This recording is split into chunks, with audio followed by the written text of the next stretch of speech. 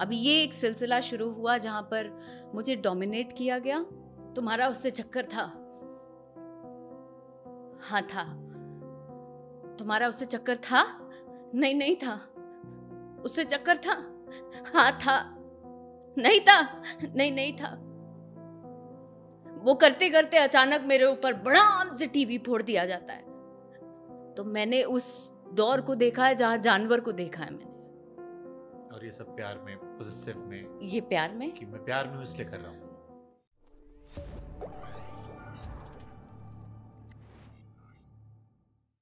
अभी ये एक सिलसिला शुरू हुआ जहां पर मुझे डोमिनेट किया गया, मुझे हर तरीके से क्रश किया गया मेंटली। मैं जब सेट पे जाती थी तो ऐसा होता था कि शॉट लगा है, मुझे पैर छूना है। जिस दिन पैर मैंने ऐसे छू लिया, पूरा हाथ टच होना है। जिस दिन पैर मैंने ऐसे छू लिया, उस दिन कान में कुछ आके ऐसा बोल दिया जाएगा जिससे आप विचलित हो जाएंगे, जिससे आप इतने परेशान हो जाएंगे कि ना आपको मरते बनेगा ना जीते बनेगा। तुम्हारा उससे चक्कर था? हाँ था। तुम्हारा उससे चक्कर था? नहीं नहीं था। उससे चक्कर था? हाँ था। नहीं था। नहीं नहीं था। वो करते करते अचानक मेरे ऊपर बड़ाम से टीवी फोड़ दिया जाता है, टेबल फोड़ दिया जाता है। क्योंकि तुम एक्सेप्ट करो तो भी तुम गलत हो, तुम नहीं एक्सेप्ट करो तो भी तुम गलत हो। तो मैंने उस दौर को देखा है जहां जानवर को देखा है मैंने। तो इतनी डरा दी गई मैं, कंटिन्यू इतनी डरा दी गई मैं कि मुझे डर से डर लगना बंद हो गया। तब जाके आज मैं यहाँ पे। और ये सब प्यार में, पॉजिटिव में, ये प्यार में कि मैं प्यार में हूँ इसलिए कर रहा हूँ। प्यार में हूँ। गलत मत लेना इसे। जी माफी भी मांगी होंगी फिर तो बाद में जी जी, बहुत बहुत कि बहुत। गुस्से में था, प्यार गलती से हुआ। हम्म। तुम तो जानती तुमसे मैं कितना प्यार करता हूँ।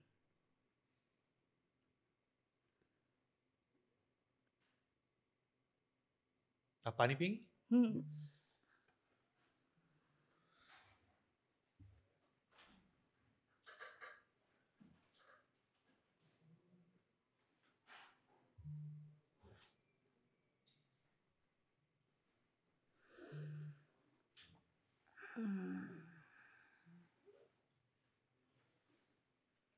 I am sorry.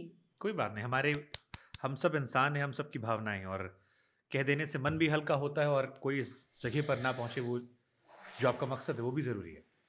आपको पता है ये जो आपने बात बताई, ये न सिर्फ किसी इंडस्ट्री में बल्कि आमतौर पर भी रिलेशनशिप्स में हर तीसरी चौथी लड़की के साथ नॉर्मल चीज़ है, जिससे हम प्यार का नाम देते हैं, फिर वो टॉक्सिटी बन जाती है, और उस टॉक्सिटी को हम प्यार के नाम पर सहते रहते हैं, और फिर कब वो हमें ही ख़त्म कर देती है पता नहीं लगता। पता नहीं लगता।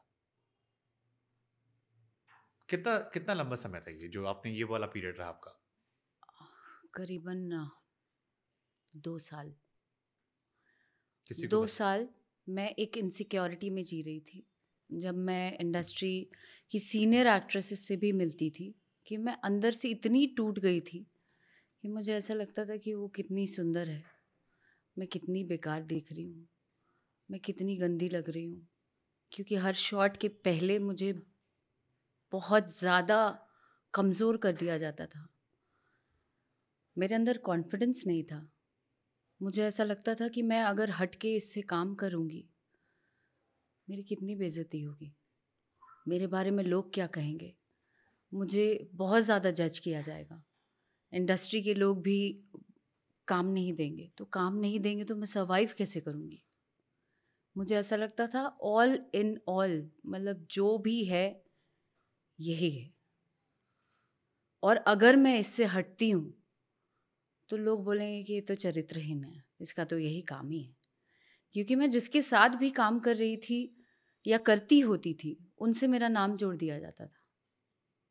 मेरा कसूर ये था कि मैं सुंदर दिख रही हूँ, मेरा कसूर ये था कि लोग मुझसे अट्रैक्ट हो जाते थे, मेरा कसूर ये था कि मैं औरों की तरह नहीं हूँ। बस यही मेरा कसूर था। आपने ये सारी बातें उस टाइम किसी फ्रेंड से शेयर की, कोई फीमेल एक्ट्रेस या कोई दोस्त? क्योंकि लोग पूछते होंगे ना आप कि तब क्यों नहीं बोला, अब क्यों बोल रहे मेरे कुछ फ्रेंड्स इन बातों को जानते थे, हो? पर उन लोगों का नाम मैं ज़िक्र नहीं करना चाहती हूँ, क्योंकि मैं ना उन सब चीज़ों से बहुत आगे आ गई हूँ। कुछ लोग थे जो लोग अपनी आँखों से देखते थे मुझे वो सेट सब झेलते हुए। सेट पर तो होगा ना, मेकअप आर्टिस्ट होंगे, प्रोडक्शन के लोग होंगे। सब देखते थे, लेकिन दोष मुझे देते थे ना, वही डर मेरे अंदर था किस चीज़ कि का? कोई अगर सेट पे टाइम पे नहीं आ रहा है, इसी की वजह से टाइम पे नहीं आता है, इसी की वजह से फ़िल्म पे ध्यान नहीं दे रहा है। अरे यही मेन जड़ है। तो जो भी होती थी, वो मेन में ही होती थी। एब्यूजिव रिलेशनशिप था या नहीं? था, बहुत गंदा। एक ऐसा रिलेशनशिप जिसमें हमने प्यार कम बिताया हो, सफोकेशन ज़्यादा हो। तिल तिल मरती मैं, लेकिन फिर भी मुझे ऐसा लगता था कि जो है यही है। अब यहाँ पर फिर एक सवाल जो लोग लिखते हैं या आप पर आपको जज करने वाले कहते हैं कि अक्षरा सिंह वोकल तब हुई जब पवन सिंह ने शादी ज्योति सिंह से कर ली। शादी ना हो पाने की किलस में वो इतनी सारी बातें करती हैं। ये जो पार्ट आपने बताया कि 2 साल से आप उलझन में थी, घुट रही थी, मर रही थी, पैर छुआए जा रहे थे, गालियाँ पड़ रही थी, ये कोई ज़िक्र नहीं करता है। तो आप वोकल कब हुई फिर? आई मीन बहुत से लोग ऐसे, मैं जब रिलेशन ये ख़त्म हुआ, जिस दिन मैं गई थी पटना, और वो सारा ज़िक्र यूट्यूब पे आपको मिलेगा, क्योंकि मैंने अपनी सारी बातें रखी थी।